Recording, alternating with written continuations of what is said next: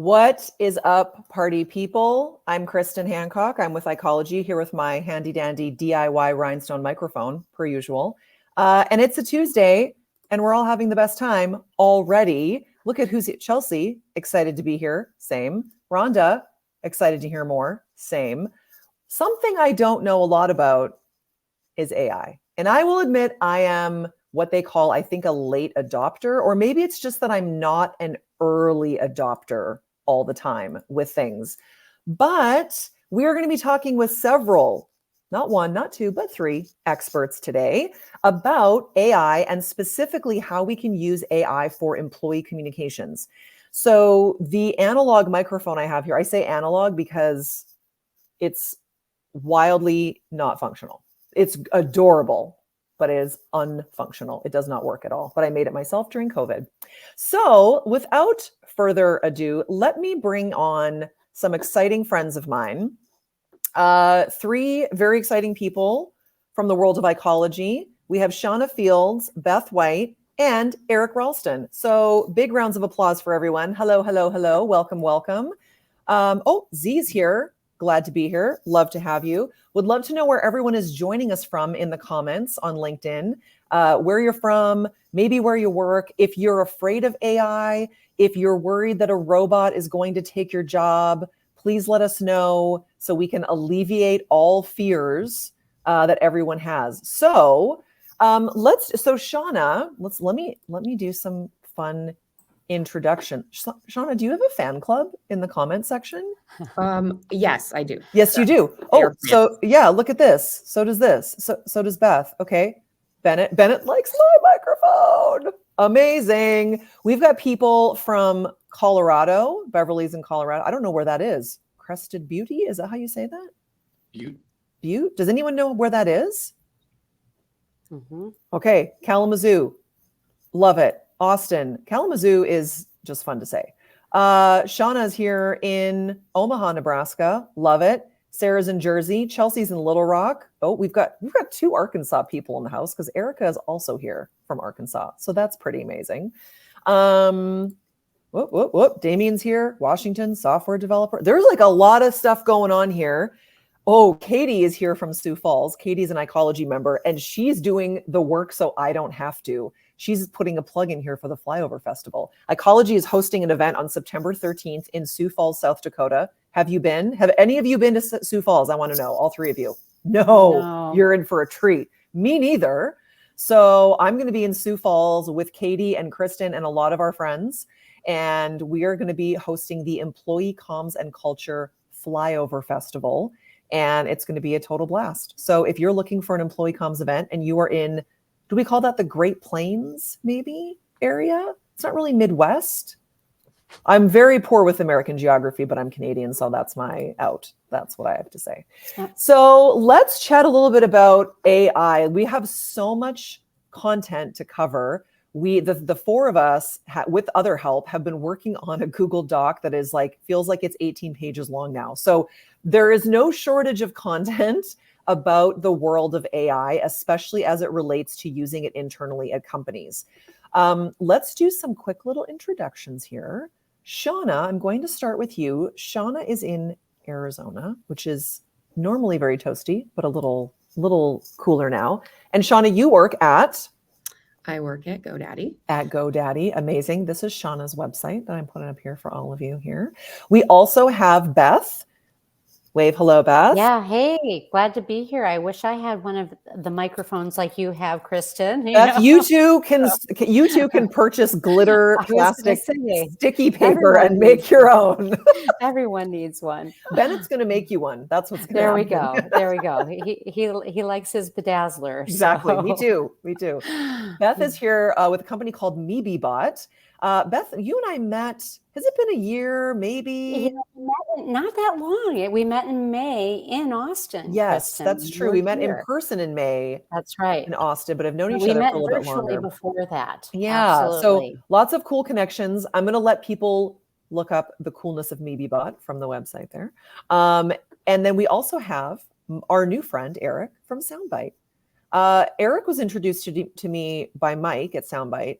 And if someone is a friend of Mike's, They're a friend of mine. That's one of my new life rules. So Eric, you are in the club now. Welcome to Nice. welcome to the live stream. Pleased to be here. Thanks. So everyone who is in the comment, Panaki's here too. Love this crew. It's a pretty good crew. So Erica wants to know if we need an ecology craft session. Perhaps. Everyone complains in internal comms about we're not the arts and crafts department. And I'm like, really? Because I might be, actually, everyone. So we are going to talk all things AI for internal comms with experts. So the reason that Shauna is here is because she is using and experimenting with and being innovative with AI with her team at GoDaddy.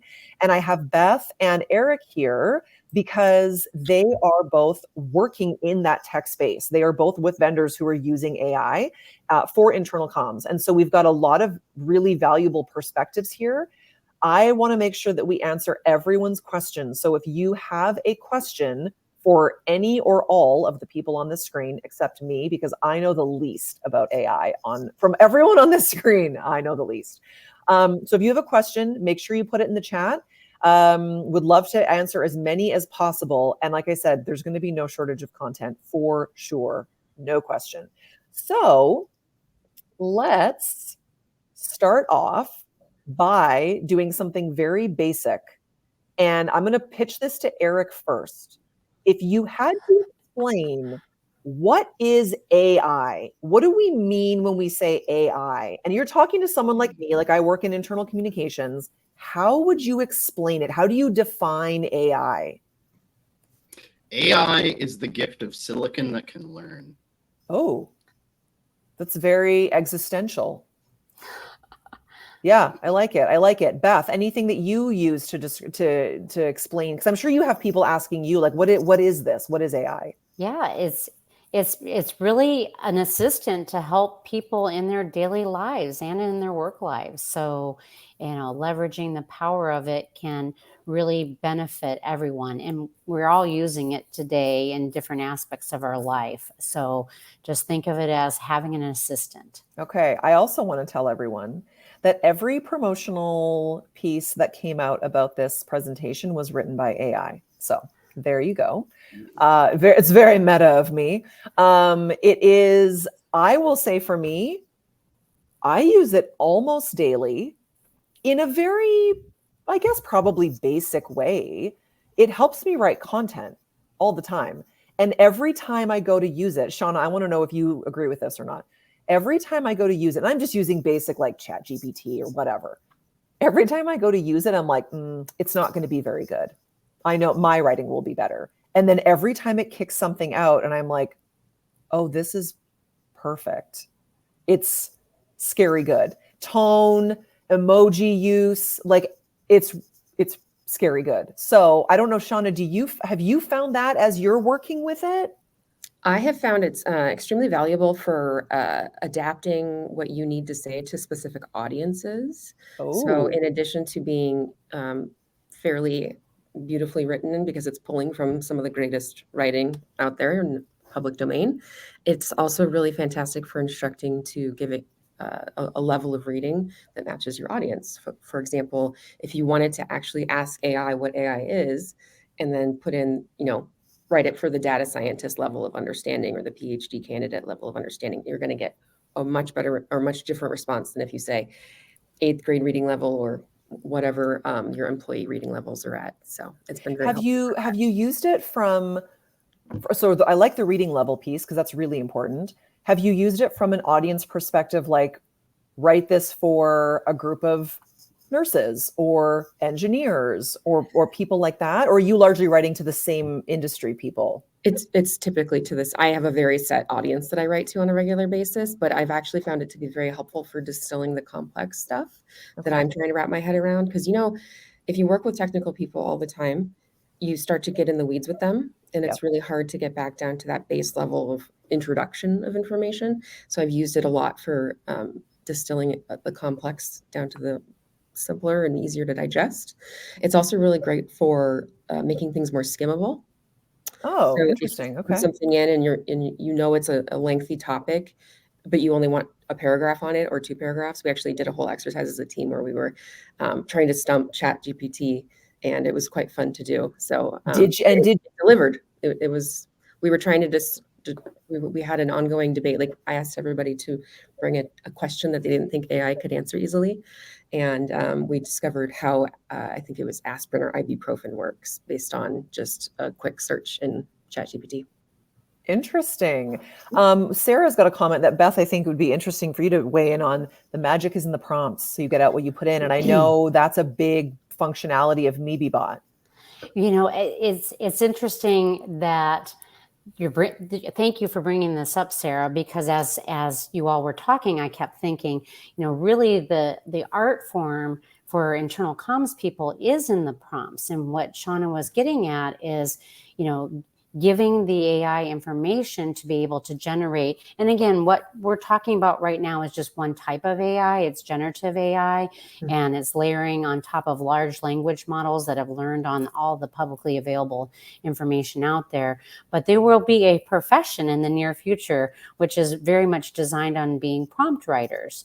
And so what prompt writers will be doing is it's essentially giving the AI instruction to get the output that you want. You know, write a statement for me designed for engineers who want to know more about X, Y, and Z in a, you know, in a friendly, you know, easy tone, right? So you can give it all this type of information again, I'm speaking to generative AI, and that's what it's going to prompt to produce the answer or the results, right? Deduce down some content for you.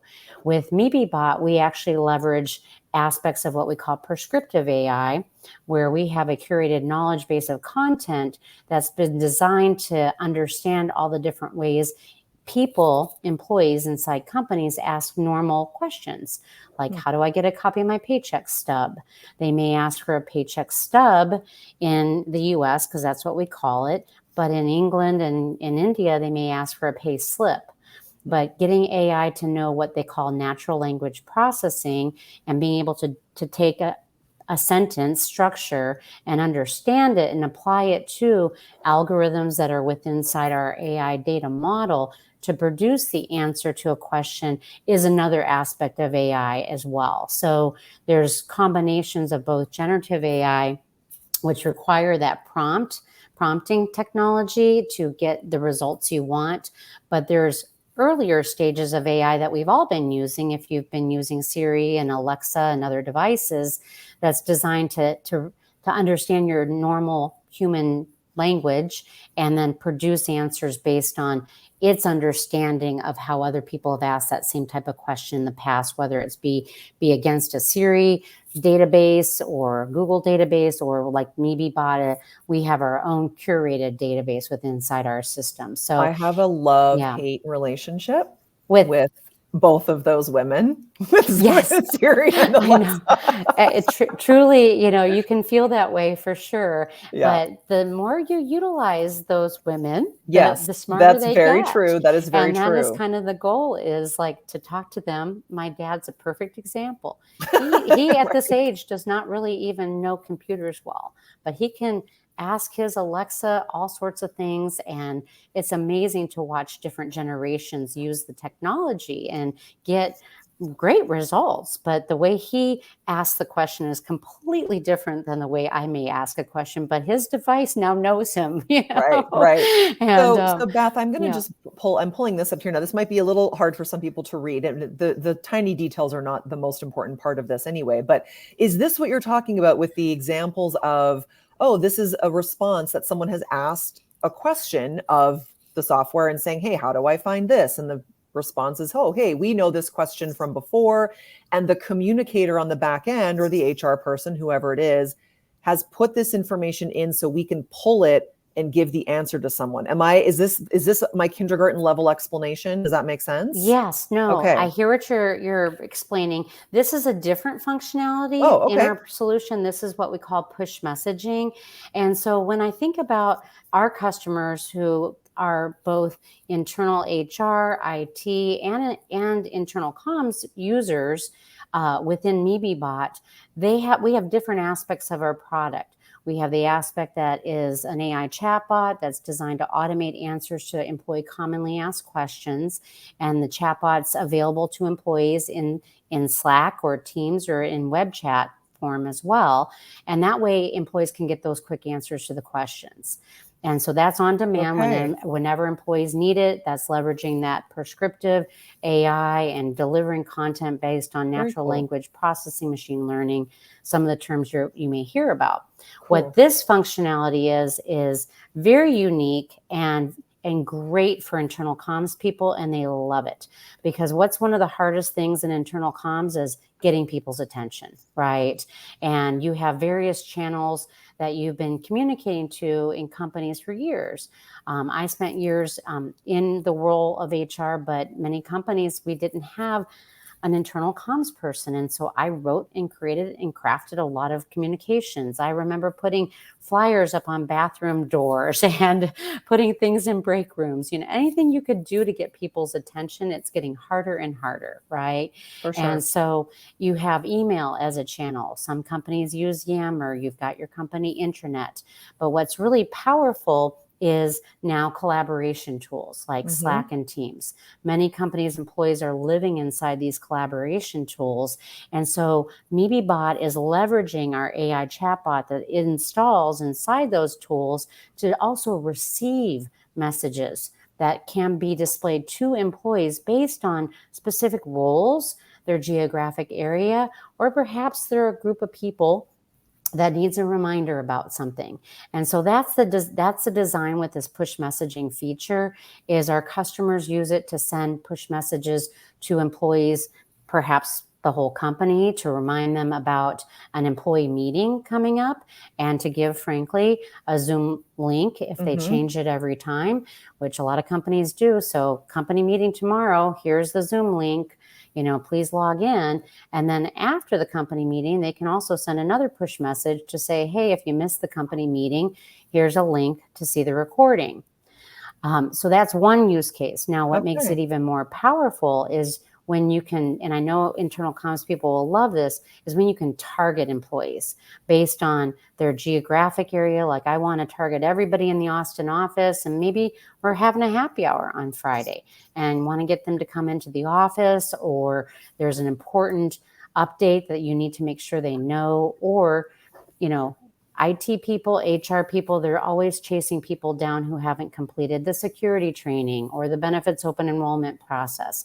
And instead of doing mass communications to everybody, they're able to target push messages to just those individuals, and those employees receive it in Slack or Teams. So it's like a new channel. Love it. Eric, I want to know from Soundbite's perspective, you are using AI, correct me if I'm wrong, for more, it's right there in the title. For more audio and I suspect video usages. But obviously I'm not putting in video content and it's curating that. So what's the AI functionality when it comes to audio? So yes, the audio video content that comes into Soundbite, it is basically the final finished product. And if you think about what AI does well, is it takes a lot of big complexity, kind of like what Shauna was saying about how it's really good at boiling it down. So the power to summarize. So you put in the highest quality podcast style audio recording or short form video, 10 minutes or less. And that sort of white space of the less complex, more summarized communications, like how do you promote it on an email newsletter? How do you then make a blog post out of a video? How do you then promote or make content for promotion, for instance? Those summary features are the main generative AI functionality that we have inside of Soundbite at the moment. And really, it's a matter of the two main advantages I see with AI is not so much that it will unlock as many new use cases as it will shorten the turnaround time for work you currently do, because it will accelerate and automate things you would do. Yeah. And that extra bit of creative energy that it takes you to write the social media version of your 10-minute video is creative energy you should just put into your next 10-minute video. Agreed. That's how we use Soundbite. Shauna, I want to go through, there's some interesting, you tell me where if we have anyone on this chat, on this call, on this whatever we're calling live stream is the word I'm looking for, who is a movie buff, it is not me. I have seen 0 movies in my lifetime. So I am the worst person to ask about this. However, I appreciate this example of asking ChatGPT to write a 1-paragraph business memo written by Thanos. Even I understand that. I have seen no movies, and even I understand this. So I would love to hear from your perspective, Shauna, given what we just talked about. Have you seen cases, or are you experimenting with situations with AI that you can see benefiting your job from a timing perspective and a workload perspective? Well, I have to add a disclaimer, which is that putting anything confidential or intellectual property into any sort of AI it's a risk. Yes. In some cases, it's a significant privacy or security risk. We are blessed within my company to have a homegrown API of Go. We call it GoCast, but it's OpenAI ChatGPT. Okay. And so I use the consumer side one here. This was the standard ChatGPT you can log into for free at anywhere.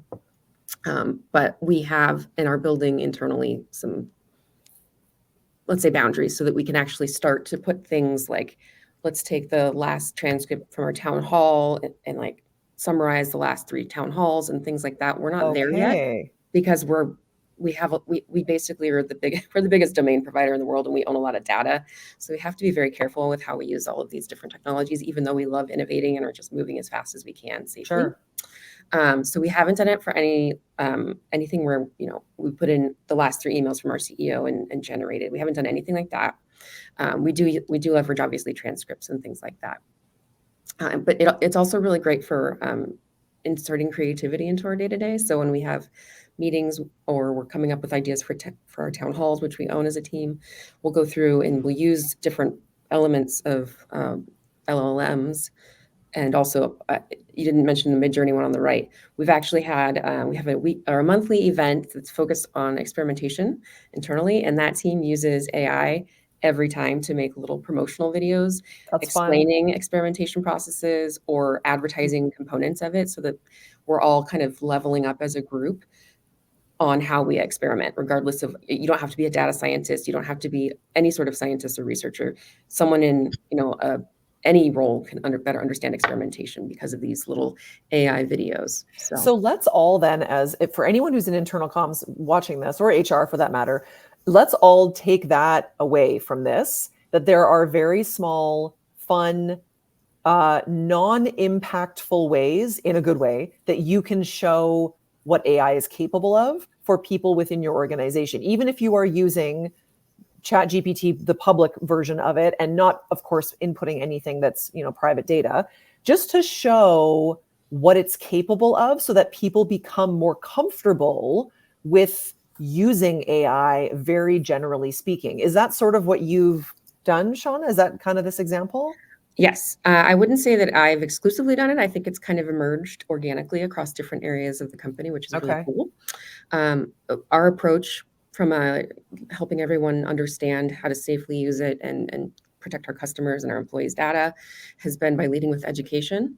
So after the Samsung breach a while back, I happened to manage security comms as well. So I was able to pull all the right strings, and we started approaching how we can let people innovate, but do it safely, and giving people the playground with which to do it. And it's been really interesting because everyone's so hungry for that information that any other topic, and other than like earnings and free food in the cafeteria, it's not going to get as many clicks, but AI has gotten a lot of attention because it's so big and exciting and new. So it's an opportunity for any company to sit down and review how they want it to be used and strike while the iron is hot in terms of education and safety practices. So on that note, there's a couple of questions about data security in here. And so I'm going to start with Eric, but Beth, I want your take on this too. So Shauna, obviously at GoDaddy, they've got an internal system that has been built specifically for them for security purposes. Eric, if you are at a company and you don't have you don't have the IT infrastructure to build something like that yourself, is there still a way that you can use AI safely, or what are the parameters for that? So I would say it's much like there's kind of two levels. So consumer tools, you have this challenge with using the vanilla OpenAI ChatGPT in that it's a consumer tool. They basically are mixing everyone's data all together, and there could be some sort of data breach that it is a very public target. It would be akin to if you were to store. I mean, I'm thinking of there was an era where people would put company photos onto Flickr. Remember Flickr, guys? Yes. And, Yes. and people would store them there, and you'd be like, "That's public." Yeah. And oh, it is. Yep. Yeah, because it's a consumer application. It's less obsessed about security than any other system. This is the equivalent of people publishing internal podcasts to Apple Podcasts, but putting them under a different name so no one will know to search for them. Like, oh, okay, great idea. Through obscurity, right? As opposed to when you have a full instance of a technology in the cloud, your company is putting very sensitive data in internal databases that are hosted in your Microsoft Azures or your Amazon Web Services. When you have your homegrown solution, like I'm sure, I don't know how Shauna's team made theirs, but I'm sure that they have their own unique instance secured their way of the OpenAI solutions offered in Microsoft Azure. And having your own unique instance does imply that you have your own data source, you have your own database, and you have some control over who can connect to it. I would say that is the least level that you would want. And then we're going to see a big rise in Meta's big play in the OpenAI space is they're actually trying to be the open AI company now, even though OpenAI has it right there in the name. So the self-hosted, completely self-curated instance, your IT organization is going to start saying things like, we have a complete inside custom solution, and it's all our data and it's all our algorithms, and no one can reach it but us. That is going to be the third level, where it's like intensely sensitive things. Your spreadsheets with massive financial information. If you want to run data over those, and if in a couple months, if not couple years, you'll need to be running you'll have your own internal capabilities to run your own internal hosted versions. Oddly enough, leading the way in that, and that is probably the highest sensitivity, highest security you could hope to have. It's also the most expensive. Yeah, I would imagine that. Yeah. And I think that's where I'm curious about. Undoubtedly there are going to be many companies like a GoDaddy where they say, you know what, we're just going to start from square. We are going to build our own from day one because we have the resources to do it, and we're going to make this a priority. There are also going to be lots of companies that are like, we just can't. Like, we just do not have the money, the resources, the whatever to do something like that. So how do we incorporate some of that AI into what we're already doing from a security standpoint? Beth, I assume with MeatyBot, given that people are inputting the data right into the software, that in and of itself then must have its own level of security so that it stays contained within that system, I assume. Yeah, that's correct. And I think you're bringing up some really good points, because I've worked at large organizations and I've worked at smaller organizations that couldn't afford to, have a lot of technology, right? And so when you're looking for technology to work with, there's a lot of great solutions out there that are what they call enterprise ready, where the vendor, like a MeatyBot, has gone through and thought about, okay, this solution needs to make sure we can pass a lot of what they call their InfoSec policies with inside companies. So, for example, we're SOC 2 Type 2 certified. It's a level of certification that you may want to ask to see if companies have that compliance, because it just assures with you that they've had outside auditors looking at their practices and that they're containing your information in a secure way. And so what we do at MeatyBot is, like Shauna mentioned, we're actually leveraging, as I initially described, both generative AI aspects using Azure's OpenAI in the cloud-hosted version, but we have prescriptive AI, which is at the basis of it. And because we are in the Microsoft ecosystem, we've thought through making sure each customer's information is protected in a very unique way. We have what they call a multi-tenant architecture, and all the company's information is inside their own ecosystem. And so again, when you start to work with larger companies, you think through these things, but we wanted to make sure, and I know there's other companies like that we could still provide something that has the power of AI, is leveraging a lot of that, but is still affordable for mid-market. That's really our specialization, is companies that have a lot of money can do a lot more, where it's companies who are more mid-sized, they're going to likely have to buy more technology, buy more enterprise grade solutions that serve their needs for different aspects of what they're trying to do, like Soundbite does as well. So so just keep an eye out there for what who do they sell to? Do they sell to the enterprise, or do they sell to consumers? If they sell to consumers, they may have, like Eric mentioned, have a different take on it. And just, I'm sure they'll go through your company's security process, because a lot of companies are looking to make sure that they understand how all that information is being processed and managed. For sure, for sure. So Lenise brings up a good question. I believe she's referencing like AI general, like the chat GPTs of the world, that might there be an enterprise version that offers some security, but at a different level. Eric, have you seen anything like that? Oh, I'm sure there are solutions that offer, every point in the market, from your YouTube content creator's perception of what security should be through to what the IRS thinks security should be. If it falls, again, I actually think of these AI services, probably the third party plug and play, your OpenAI systems. They are just like database technologies now. They're a foundational technology that underpin an application. They're going to go through a phase of intense excitement, like databases were an innovation in the 90s. Like that was a big deal. Right. So in the 20s here, we're going to have a big deal out of AI. But in a few years, it'll stabilize into this commodity market. And then the secret will actually be the hosting model and security, those non-functional, we would call non-functional requirements in a software project. And the non-functional requirements will be a big part of the cost concerns.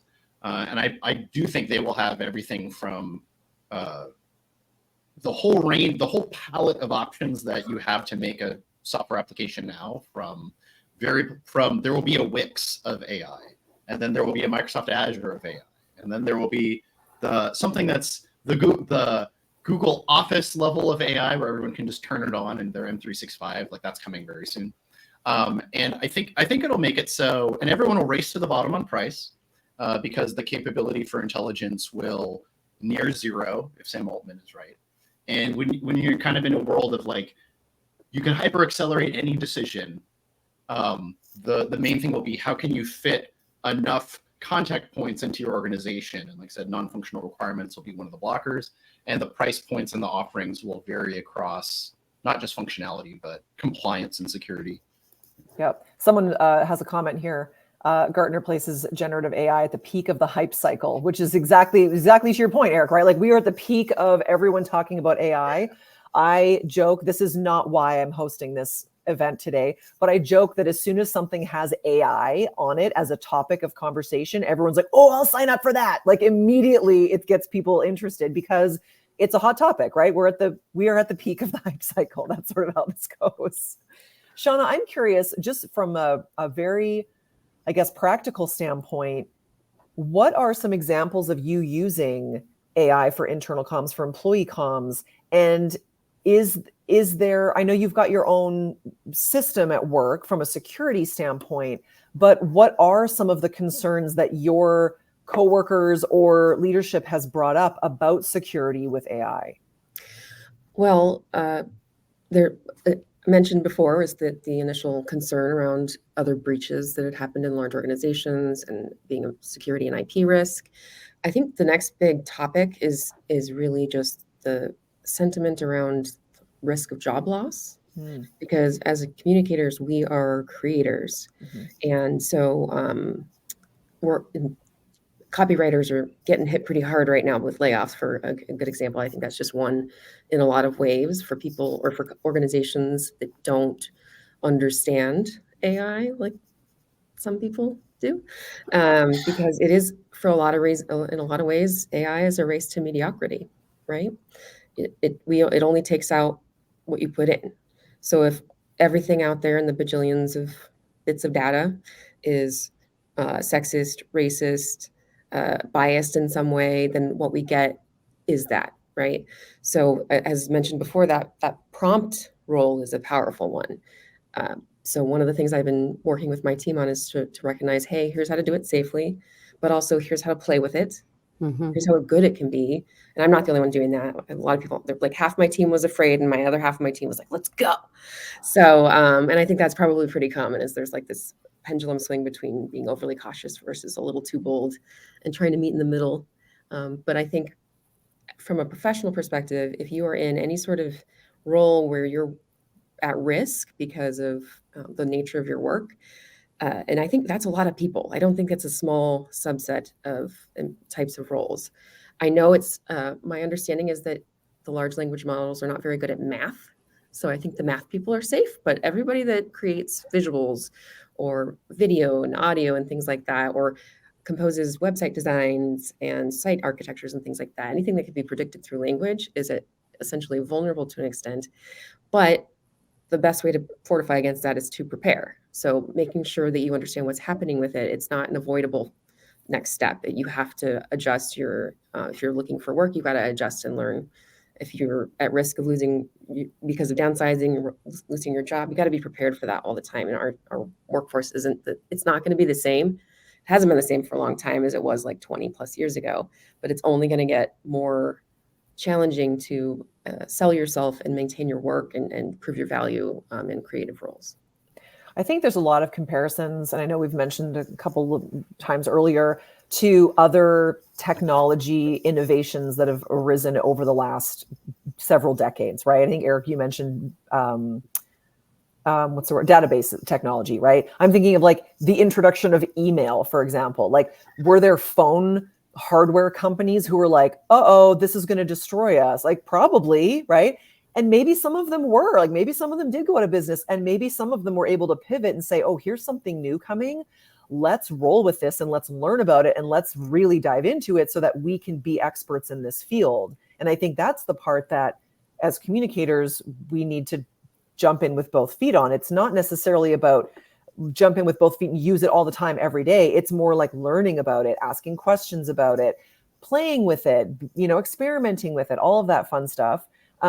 Because it's going to be a part of our job. And if you don't want it to be part of your job, that does lead to replacement, but it might lead to replacement by someone who has a better foundational knowledge of these tools. It's not necessarily that a robot overlord is going to come in and take your job. Although, you know what? Who knows at this point? That's also possible. Daniel's got an interesting quote here from Axios. Insider earlier this year told its newsroom that while it can experiment with generative AI, ChatGPT is not a journalist. You are responsible for the accuracy, fairness, originality, and quality of every word in your stories. That's a great quote. And also reminds me of something, Eric, you mentioned earlier, that internal communicators have an opportunity, maybe a responsibility, to essentially be the firewall for the organization, right? Mm-hmm. We've seen all kinds of really scary, cool, fake stuff, right? Like the deep fake technology. I watched a TikTok video the other day and they showed my husband and I was like, how do you think the car flipped? How fast was this car going that it flipped in this way this many times? And he took one look at it and he's like, that's fake. And I'm like, it's not fake. I'm like, it's on the internet. The internet never lies. Like, how can it be fake? It was absolutely fake. And when I watched it again, I was like, oh, you're right. It is. So what is how do we get to that role? Like, how are we positioning ourselves to be the firewall? I would say that, yes. So absolutely, to address the question directly, there is always going to be a human that needs to be ultimately accountable for the content that is produced. Yeah. The Satya Nadella, the CEO of Microsoft, way back in his book, Hit Refresh, which was from 2017, he was talking about the three things humans will do forevermore is empathy, creativity, and accountability. And the accountability of maybe you don't have a journalist, maybe you could mince words that maybe you're not a journalist anymore, but you're certainly an editor. An editor is an accountability role. And internal comms has this very interesting role in the near future. I would actually say the recent past, not just in the near future. So as generative AI systems proliferate, as the cost of running them goes really far down in the near future, the internet is going to become high majority fake users. Most of the content on the internet will be AI generated, so it will be potentially misinformed, potentially misleading, or it will be outright malicious. And there's an opportunity that in the day-to-day life of a white collar worker, the intranet homepage could be the last bastion of high accountability communication that had a human at closest proximity to validating that information, because it is possible to curate, and you're paid to curate. You're paid curators, and the paid curator scope, like, that's going to disappear. Like, they're going to try to make AI do as much of that as possible, and it's going to be a big challenge. So I would say in the recent past, there was even things like during the Russian invasion of Ukraine, there was a video that was a deep fake that was Zelensky surrendering. And he was saying, turn down your arms, go out. And it took news, and it was obviously directed as misinformation against the Ukrainian population. It came out across social media channels. And if you encountered that unfiltered, unsophisticated, with an unsophisticated perspective on it, you would go, wow, I guess we lost the war. I guess I'll go outside and let them have my whatever. But if you worked at a company and Shauna was sitting there and she went, oh, wow, that's BS. The company paid for an AI analysis tool that spots deep fakes. No one else is paying for that, by the way. Like, your company can afford that. You can't afford that. And Shauna just immediately sends out an email going, that is direct misinformation. There will be tons of instances from that on a grand scope. You'll have people who will come in and say, oh, Joe Biden said Taiwan is being invaded and we're mobilizing armed forces. And you won't know if that's true, particularly if it happens in the years to come. And on a personal level too, there's the only reason why most people know what phishing is because their corporate training has taught them this is what phishing is. And in their daily life, they have become immunized against digital fraud because of the training program of their company, which is coordinated by enterprise communication folks. So imagine, I very unfortunately had a friend of mine pass away over the weekend. If this had happened a year from now, I bet you I'd get a video message from someone saying, hey, Eric, I didn't die. Send me some money. I've been captured by some criminal organization. Just send me money and I'll send you back. It will look like him. It will sound like him. And I'll be in an emotionally vulnerable position where maybe I will just think, I wish he was not gone. Maybe this will help. And that will happen to everyone on Earth from every potential direction, unless we get a handle on it from a security standpoint. And one of the opportunities is corporate comms could start teaching people about deep fakes. They could teach them about the regular Nigerian print schemes that are going to come out of them. And it'll be just like the new phishing, except it'll be extremely creepy, extremely exploitive, and extremely dangerous on a way we've never seen before. Many people are familiar with the Edelman Trust Barometer, the study that comes out every year, and internal comms plays a big role in that. And one of the things, Eric, to your point, that has increased over the last few years is people using their employer as a source of information. And this was largely a COVID-related trend that has continued, that people are increasingly trusting their corporate communications for stuff that doesn't necessarily have anything to do with their jobs. So that combined with what's going on now definitely is trending in that direction. Now, Erica's got a question, and I will say the question is long, and I love Erica, so I'm going to bring this on the screen here, but I'm going to summarize it for you, Beth. She's curious about the messaging that could potentially come from AI and software throughout the employee life cycle. So not just as I'm entering a question, but as a ongoing kind of tool. Have you experimented with that? Have you seen some of that? Well, at this point in time, that's why MebeBot's perspective is we take AI seriously, and just remember there's lots of types of AI. AI can just perform automated tasks too. There's a lot of what they call robotic process automation, or writing a script to do a script, to make a bot do a bot transaction. That's been going on for years. And I think why we're on this hype cycle is because what's more attainable for most people is this generative AI, writing content, right? And so when we launched MebeBot years ago, there was no generative AI. really out there in a commercially available way to leverage. So we have what we call prescriptive AI, which means every person within the company that's managing the content the employees receive has control of what employees are receiving today. And so that's really our take on it, is like, let's leverage AI when it makes sense. Let's introduce the new models as they become better. But really, we take that super seriously. I spent years in employee, in the role of HR leadership at many different companies. And so I know when employees are misinformed, for example, about a family medical leave policy, you can really get yourself in compliance trouble as a company. And so being able to control the message employees get is crucial. And so over time, the goal is to have more of the generative AI actually make suggestions and make, and create some content and messaging for employees. But we're of the rule of thumb that we'll do it in a controlled manner where people still will approve or drive what is being delivered until we feel like the AI is at a point where it can be trusted. So you can take this in baby steps is where I'm going with this. A lot of companies, you hear about everything happening, and at times I imagine some of you on this call are probably feeling, whoa, this is so much. I feel like this is out of control. You can really take it in small chunks and just test and iterate and test. It's all that kind of design thinking mentality, because internal comms does have such a powerful role to play in the future of companies. I mean, you guys are on the front lines. I love that piece about, being the trusted resource for, like, employers are the trusted resource for employees, and they bring it into their daily lives. Well, you think about who pays your benefits, who, gives you your paycheck every day. I mean, it is true. And so you really are on the front lines of making sure that people are, leveraging this technology in responsible ways.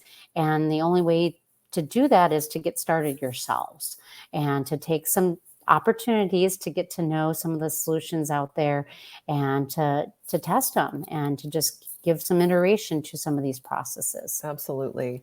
Shauna, would you say that you have developed any policies, rules, hard and fast, do this, don't do this within your team? Within our team, for internal comms? Yeah. Abiding by you don't put anything. Okay.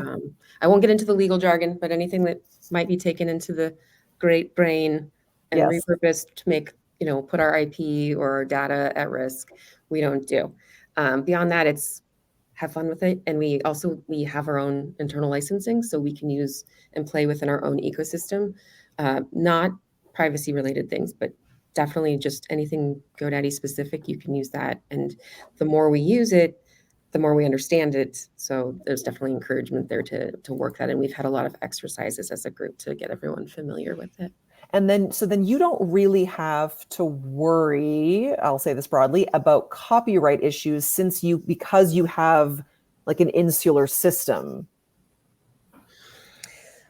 Well, it's kind of complicated because the insular system isn't fully insular. It's Eric can explain it better than I can. But we have our own license we pay for. Our developers and our different technologists can use in order for all kinds of big things that we're trying to innovate, including developing products and services and implementing AI there. Care and services, we have AI worked into the care and services systems, different areas, different types of tools. It's not any one thing. It's very complicated, and I know a lot about it, a little bit of everything, right? Okay. But as far as it's not insular enough that I can put in confidential information, but it's insular enough that we can see what kinds of things are searchable. And it's there's an element of learning within our space that is GoDaddy specific. We have yet to tease that out. Okay. We still mostly rely on what's publicly available. So copyright threat, trademark threat is only, it's because the majority of the large language models are scraping open materials. Okay. So New York Times, I think, was the one I saw the other day that's considering suing OpenAI because of the infringement on everything in there is it's out there in the public domain, right? It might not be public domain in terms of the legal sense, but it's available publicly, and that's what's scraping it. So I wouldn't say that anything that we create is at risk internally, but everything that goes out through our marketing teams, everything that's on our front of sites, anything that's in any journalism that we do or media we do, any press releases, that's all out there to be consumed because it's already public. Right. Okay. Interesting. Okay. I'm going to end. We're going to sort of wrap up here. This is going to be our last question. Any thoughts on what happens when the AI learns enough from the employee that it can fully replace them? I have thoughts on this. Any ideas on how to build in protections for the workers so the AI is not trying to replace them? So let's start here. All four of us, show of hands, and I'm not being funny, I'm being dead serious. Do you have a legitimate concern that AI will fully replace communications employees at companies? Raise your hand, yes. Okay. Is it some communication employees or all communication employees? Well, I guess any communication employee. Like this is an interesting question. It's going to replace certain areas and scope.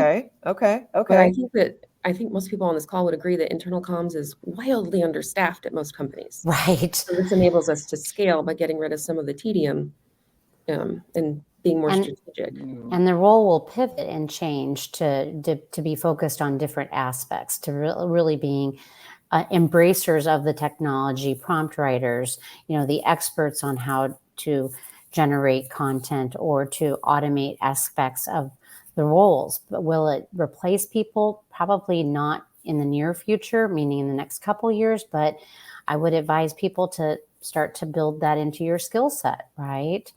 Because it is coming. Yeah. And I would also add, I think there are going to be companies that take advantage of it to their detriment.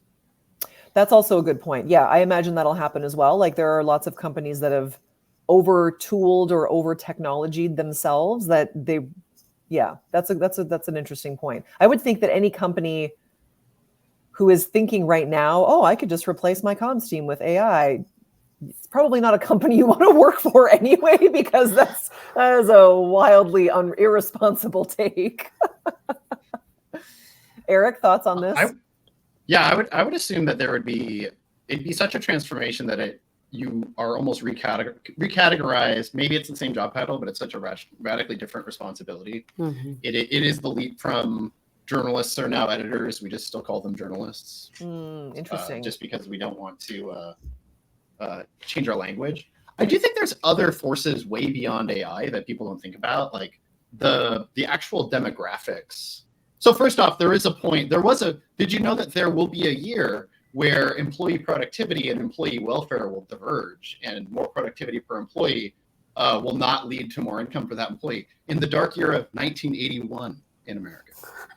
And the whole rest of the world catching up to that trend it's going to be magnified with a backdrop of AI, but this, structural employment in Spain has been 13% since like the great financial crisis, with nothing getting better. And it's a side effect of a couple forces around demographics more so than any particular technology. So, if you're post 1981 and you are, not able to find the right job, or say you're South Korea or Japan, where you're having demographic collapse because everyone's getting too old too quickly, you actually need the productivity per employee just to stay ahead, or just to stay relevant. And the structural unemployment that might come with it, it will probably be difficult to separate what is AI from what is the demographic shift of boomers leaving the workplace in America, or the negative population growth in South Korea / Japan. Yeah. I think, so Barbara's comment is echoing what a lot of people are saying in the chat, that it will and may very well replace certain jobs, but the strategy, the creativity, the imagination, that leadership component will always need a human component to it. And I think that's where this is an opportunity for comms people to upskill, to level up, to learn more, to be more involved, to be the resource for your company. Because imagine how great it would be if your company knew to come to you to ask questions about what does this mean for us, instead of looking at, well, maybe this could replace Kristen.